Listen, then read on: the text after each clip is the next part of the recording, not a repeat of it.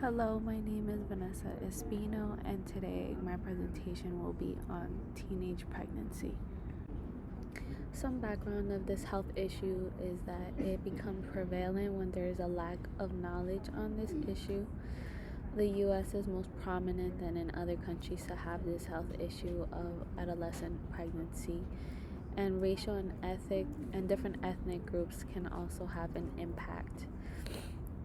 Some known factors that may affect this health issue are income, education, support networks, and living environments all around. Now we're going to look at some statistics in Nigeria. There's a chart shown in the right hand side, and it shows different teenage mothers and different percentages of 15-year-olds who have children or are pregnant. So this chart represents the percentage of them, and also it is showing Nigeria and how it has high rates on this health issue as well compared to India, Guatemala, Dominican Republic, Nicaragua, Nigeria, Mali, and Bangladesh. Another statistics is in the US, and this chart represents adolescent pregnancies ages from 15 to 19 and rates in the United States by different races in both 2016 and 2017. So there it shows the different ethnic backgrounds and groups and different races in comparison of all the United States as a whole. There's also history to talk about when talking about teenage pregnancy. It actually has been around since the beginning of time. As we know, there's also many teens back then that would get pregnant, and it was more normalized at that time. There was less education and things like that that would lead women to not becoming pregnant at such a young age. Many women who were not educated in sexual health were more prevalent to become married at a young age. After they got married at a young age, they were likely to get pregnant during their teenage years, which is very common. And in some videos that I've watched during this course, the least women used contraceptions and or were not given a choice to use contraceptives because of their families or their husband, because of their culture.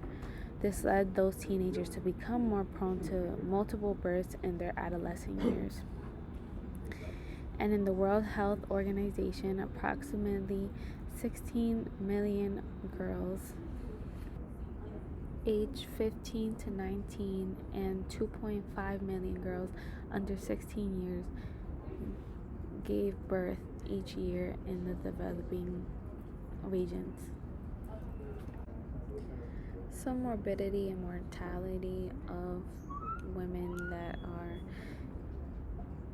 pregnant at a young age. In the article, it is shown as one of the highest morbidity and mortality in adolescents to be caused by teenage pregnancy in the United States. As stated in lecture, maternal mortality is 2 to 5 times higher in girls younger than 18 years old than those over 20 years old in the United States. Also, illegal abortion is the legal cause of maternal death and killing 70,000 women. In an article, the results in a study show that in the U.S., early adolescent mothers have higher infant mortality rate than other age groups. So we're going to go in depth with some demographics of the United States when it comes to adolescent pregnancy. I have read an article. So in that article I studied, the primary focus was on women in rural populations in the south of the states. So most of the population that was done in this study was shown to have women in rural populations in the south to be more prominent. So people more up north, women up north, northeast, is like less prominent than in these areas to have adolescent pregnancy. So when I read this article, the study sampled 52 boys and girls equally, which were in the middle and upper levels of ninth grade, meaning they were like 14 years old, around there. Many of these girls were sexually active and were actually prone to being at risk of pregnancy. So at this point, they were not taught or really paying attention to sexual health or sexual education. Maybe they were not even exposed to it at all. And some of these girls are also shown to have already experienced pregnancy in their lifetime. So not only are these young women not educated in these terms, but they're also might already have been pregnant once and might be pregnant again in the near future, still as an adolescent. And some of these girls, also, the article showed that there were girls at risk for intentional pregnancy as well. So they were actually looking to get pregnant at that young age. And it was also shown in another article that the U.S. is likely to have nearly 1 million pregnant adolescents annually, meaning that every year the U.S., even though it is a developed country, are still at risk for having the health issue of adolescent pregnancy. Overall, the demographics of the United States, it was shown to be mostly rural populations and in the South, and there was the least problems with any demographics that were shown in any other part of the state of the country. Actually, the states are broken down, and there was a chart as well in this article that showed that there was less prominent features of adolescent pregnancy in the North region versus those in the South region. So it's just very important to emphasize that those women are targeted and are more prominent and prevalent to have these issues in the future. In contrast, we're also going to discuss the demographics of Niger and the differences between Niger and the US in their demographic. So just as the last article that I read for the US demographics, both studies were done with the same age group, around the same age group. So in this article, there was a study done for students in secondary school. So they concentrated on all of the kids that were ages from 14 to 17 years old. And in this particular study, there were 1,234 participants, of which were aged those age ranges that I mentioned in southeastern Nigeria. This also is known that the sub-Saharan area is still developing nowadays, and we have to concentrate on those adolescent pregnancies that occur there more than in developed countries like in the US. So focusing more on Nigeria, the study that I read in the article focused on the impact of timing of when teachers would teach sex education to students. So they really wanted to be able to teach sexual education in earlier years in order for those adolescents not to become pregnant at an early age. But since they weren't too focused on the timing of when to teach them sexual education, there were more adolescent pregnancies that occurred during this time. So in this article, it actually states that 3 out of 10 women have experienced unintended pregnancy, and it's common with women under the age of 20. So this was very common because of the fact that they were not accessible to contraceptions during that time. Because of the lack of contraceptions, as well as the accessibility to contraceptions or any type of birth control or things like that for teenage women, um, it was also shown that sexual education was not a main thing. So, because of all these rates that were rising, Nigeria made an act to push forward and be able to show sexual education nowadays in their curriculum. Along with that article that has shown the need for sexual education in Nigeria, there's also another article that was focused on and how it showed that Nigerian adolescent pregnancy is a social health burden and needs to be stopped. So it's very important that we rise and take an action on the rise of adolescent pregnancies in our developing countries as well as our developed countries such as the US and Nigeria. So, we're also going to talk about some cultural similarities and differences between both countries, the United States and Nigeria. So, in the US, adolescent pregnancy is shown to have an increase in the Southwest compared to those in the Northeast because of their culture. So, this ties into what we were just discussing and what I was talking about when it comes to how the article showed that there was more prevalence in the south parts of the states in the United States compared to the north regions and states in the United States, and that is rooted with their cultural beliefs. So there's less people that believe in sexual education in their culture because of their culture in the Southwest, and that's what the article is showing. And some schools are also not mandated to show sexual education in some states in the United States.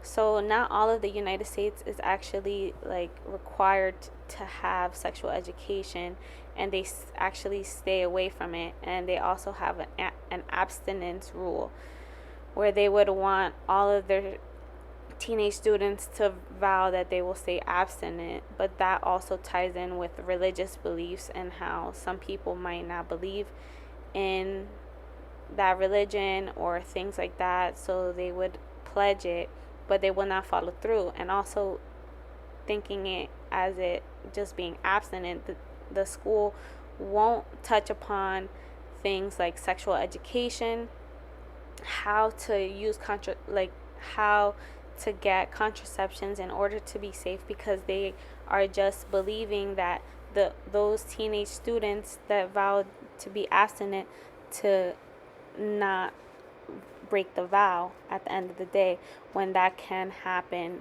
because of their religious beliefs and the difference in culture beliefs. Also in Nigeria, there is more prevalence of there to be an acceptance in childhood marriage, which can lead to adolescent pregnancies. So this is a very important topic to touch upon. Alongside with adolescent pregnancy, childhood marriage plays a very huge role on whether or not there will be an outcome of teenage pregnancy and childbirth and things like that. So, like it said, childhood marriages are very embedded in cultural beliefs and stems from families and their husbands and things like that. So in the sub-Saharan areas, like in Nigeria and things like that, in Africa, it is known that the woman would be married by a certain age, and that's usually while they're a child still.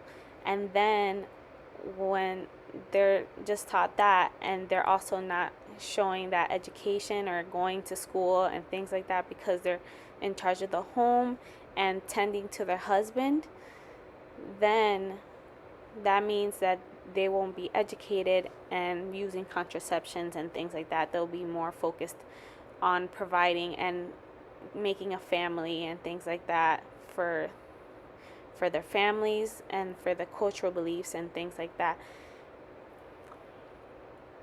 And in countries still developing like Nigeria, childbearing is a social norm in their country, in their culture as well. So in that country, it is shown to have a very big cultural beliefs as well as their values and what they look into. And usually it is sad to say that this health issue is very prone in those areas, in those countries, and a lot of women do become pregnant at a very young age because they're not focused on education and other things like that. They're just wanting to build a family. And that also stems into having poverty around that area because women aren't being educated the way that men are in that area. And also along with that, some girls are also, they become pregnant because of social pressure from family and culture. So as I was talking about before, they're not putting their education first. And because of their culture, women in Nigeria, girls in Nigeria end up becoming pregnant because of their marriage that they have in a young age, as well as actually not being married and still having children because they're not used to learning about sexual education or even having any education accessible to them at all.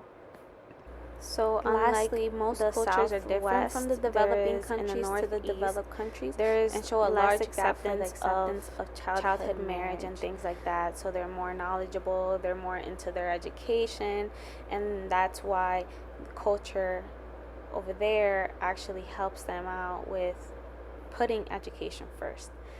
While Southwest, the United States, they're less acceptable of the sexual education courses and things like that. And the developing countries like Nigeria are very prone to having child marriage. So that is a reason why their cultures are similar, and also there are differences when it comes to childhood marriage and when it comes to adolescent pregnancies and education overall. I wanted to attach a video named "Can the U.S. End Teen Pregnancy?" The speaker goes over the rates there are in the United States and commends the U.S. that has a low birth rate right now, but wants to go over other ways states can stop teenage pregnancy overall. She also mentions that regardless of the low teen pregnancy compared to around 20 countries similar to the US still had the highest teenage pregnancy rate when compared to those countries. She concentrates that the call to action and the start of this movement is the increase of sexual education all around the United States that should be improved. She compared the United States with the Netherlands, in which parents are more comfortable to talk with their children about pregnancy versus the parents in the US, which sometimes do not feel comfortable about their students learning about sexual education and also fear teen sexuality overall. So they're not comfortable to talk to their teenage daughters when talking about teenage sexuality. She mentions also a large wave of sexual education is the way to start eliminating teenage pregnancy overall.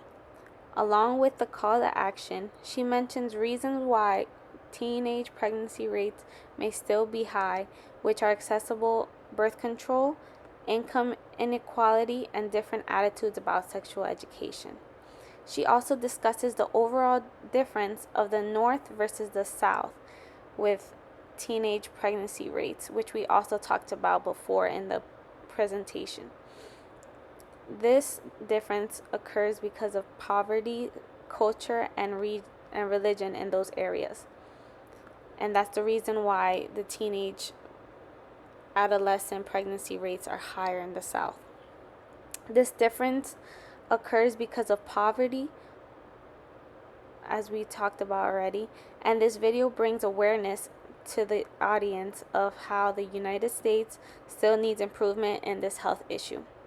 With this awareness, hopefully the audience will be able to educate others and teenage girls about the negativity on adolescent pregnancy. So the conclusion and summary of teenage pregnancy / adolescent pregnancy is that, in conclusion, there are many similarities and differences between both countries, as you saw throughout the presentation. The fact that one country is developed and the other one is not can already show that there will be differences in the amounts of teenage pregnancy versus each other. I hope all the class can understand the crucial health issue of teenage pregnancy and its risks to a higher mortality rate for those women. There are also comparisons and contrasts throughout the presentation that can show how the United States and Nigeria differ and can be similar. Hopefully everyone had a great lesson on adolescent pregnancy, and that's all. If anyone has any questions or concerns, you could please reach out to me. And also there are some references here that I used throughout the presentation. Thank you.